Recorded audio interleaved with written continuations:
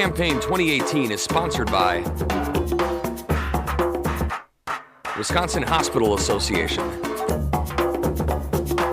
Wisconsin Counties Association, Wisconsin Realtors Association,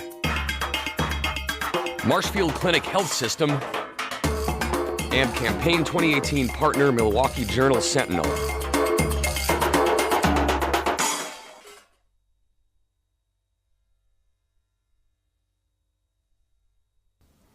WisconsinEye is on the campus of Chippewa Valley Technical College, interviewing Charlene Warner of Mondovi.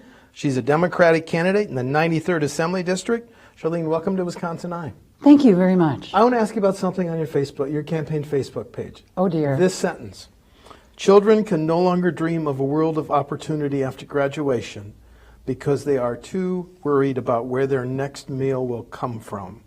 That sounds to me like one reason you're running for the Assembly. Can you explain that? Oh, I'd be happy to.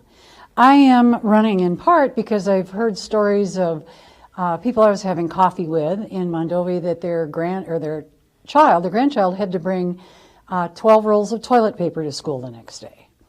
And I know that there are an inordinate amount of children who are having meals morning and noon that have to be provided for them. And that worries me that more of those programs will be cut, and that we'll have children who will be in school that are hungry. We have a big backpack program to send food home on the weekends, and it's needed throughout the district. My district, what I hope will be my district, covers 15 different school districts. Well, that gets us into a bunch of situations. The answer to, in this case, rural poverty, should that food come from the school district? What's the obligation of state government to address this food insecurity issue that you have talked about? Well, I believe the state has an obligation, and I believe that we have a lot of dollars available for those things. They've just been changed and moved to other things that don't take care of the public and take care of our families. We do have in the 93rd probably little less advantaged people than are in other parts of the state. I'm sure you're aware that Western Wisconsin has had more farm bankruptcies in the last year than any other part of the country. It's quite concerning. Between the farm bankruptcies and unavailability of good, steady jobs, our young couples and our families are either leaving the state or they're living in really dire circumstances. And what's the number one change that you would push as a member of the Assembly to address this key core problem? Well, first of all, I'd start with working on reestablishing the way school funding is done. I don't think it's fair. I don't think it's right. I see where some schools are getting $5,000 on it for a student. Other schools get $7,000. Voucher schools can collect the money, but if the children go there and discover it's not for them, it never goes back to the public school. It's not an equitable system, and I think it's stacked against the rural areas, which my district is. You mentioned the Voucher of the Choice program. It's grown from Milwaukee to Racine to statewide. Would you try to get rid of it? Yes, I'd like to see it phased out. I know it's been around Milwaukee-Racine area for 20 years. I don't see test scores dramatically improving. I think school choice is important to parents. I don't know in our area if we have any bad schools. And the public schools, I think, should be in charge of what's going on out there, because in a lot of the voucher schools, they don't have to comply with the same kind of regulations and provide the same kinds of things. Now, you have a background as a professional real estate agent. My question is on levy limits, which were enacted to control property taxes. Local governments have had to live with levy limits since about 2006. Local government leaders say that's hurting their ability to provide services. Is it time to loosen levy limits or get rid of them? I think levy limits have to be looked at very carefully, and probably beyond loosen, we need to get rid of them. Every school, I mean, how many schools in the state are going to be out there having to have amendments and raising extra funds? It's happening way too much. And I think the ones that the voters do not vote for it because they are so physically strapped are going to suffer, because our schools are now suffering infrastructure too, and our local communities are strapped in so many areas. It just looks like services have diminished so much in the last 8, 10, 12 years that it's time to say, okay, we're here. We need to be provided for to a certain level. I'm not all for all handouts, but we have hardworking, ambitious people here in the western part of the state, and they need to have a fair chance. Right now, a lot of people are leaving to work in Minnesota because they have a much higher late wage, and their servers are not restricted to the low serving wages that are out there. Should we raise the minimum wage in Wisconsin? Absolutely. To what and over what period? Well, I think the $15 living wage makes sense. You know, Eau Claire had passed that as a city program, and then the state, of course, this spring changed the laws, and now municipalities are losing their local control. I think there should be some local controls. It also has to make sense. I grew up in a little town called Whitehall. The root beer stand can't afford to pay $15 an hour to their servers, and none of the little local stores can do that. And maybe it doesn't apply to teenagers, but I think people who are working to provide for their families or to put themselves through school need to have a better chance than what they're getting now. Healthcare in rural areas like the 93rd. Rural areas, you have older residents, you have young people leaving, the household income is not as high as the statewide average, more and more care is being provided by Medicaid, Medicare. How can we continue and improve rural health care? Well, I wish I had all the answers, but I know we've lost a lot of nursing homes. We're having a hard time finding employees because, of course, the wages are low, and it's a difficult job. We have young people who are going to trainings and learning how to come into the nursing homes and into the healthcare field, and they're becoming disillusioned because they're making $7.25 an hour. So we have to keep that. We have to change the employment status. We have to change what we're doing. We have to have better support. One of the things is that, you know, the Medicare, our governor decided not to take the Medicare expansion, and that cut services and abilities for thousands and thousands of good Wisconsin people. Does state government have a role in helping to recruit and retain physicians, nurses, and other healthcare workers in areas where there are shortages of these professionals? Well, I think a lot of states and universities are actively doing that. Our state has launched a program trying to bring professionals back by offering them tax credits over a period of years. I'd rather see them come back and do some kind of a scholarship program for people who want to be teachers or doctors or nurses in areas, and that the scholarship program would be tied to their coming back and serving their communities. The impasse, the gridlock in the Capitol on highway funding, how would you like it solved to pay for our highway future? Gas tax, registration fee, tolling? I think we might have to look at all three. I think it's going to be a hard pill to swallow for everyone.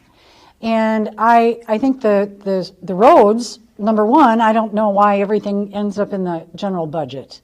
I'd like to see that change. Now they're talking about a wheel tax in Eau Claire, which I think is good, but most people will not really like that, because I know people who don't have a decent car to drive. They can barely get to and from work because they're making $12 an hour and trying to provide for their family. Against a backdrop of mass shootings and unfortunate shootings in schools, do we need to change gun laws? Well, as a former hunter, a woman who grew up in a hunting family, I mean, every opening day for whatever was sacrosanct, I do believe we need some good common sense gun laws. I got my first pistol years and years ago, and because I was a woman, they went through a background check. And that, to me, is bizarre. I own several pistols. I'm a good sharpshooter. I was going to do cowboy riding, where you're shooting out balloons.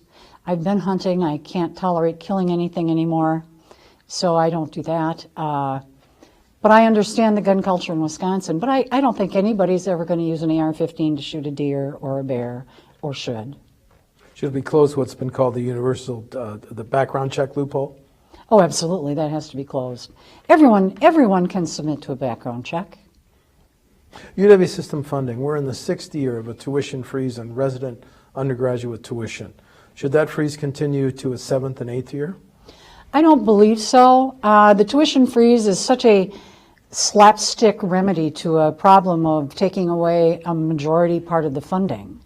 I think our school system has lost a lot of incentive for flow. We've lost an awful lot of the really good minds that were within the system because they are so squelched and put down, and we need to expand that. I don't see that tuition freeze helps a whole lot because it's so much more than just the tuition. It's the cost to get there, it's the cost to live there, it's everything. A big debate in the next state budget will be over a new state prison. The prisons in Waupun and Green Bay are built in the 1800s. Mm-hmm. We're closing the 2 juvenile facilities. Do we need a new state prison? I don't believe so. I do not. And I don't think we should be doing anything about privately funded prisons. I think we need to relook at our prison population. We have an inexorbitant amount of black people in our prisons, given what our percentage is in our state. And that's just wrong.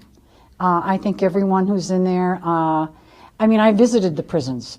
I want you to know I have a cousin who used to be a guard, and I used to get jokes from my brother that I could be in the girls' prison up in Green Bay, but by the grace of God. So I have 3 brothers, and they all enjoyed that one.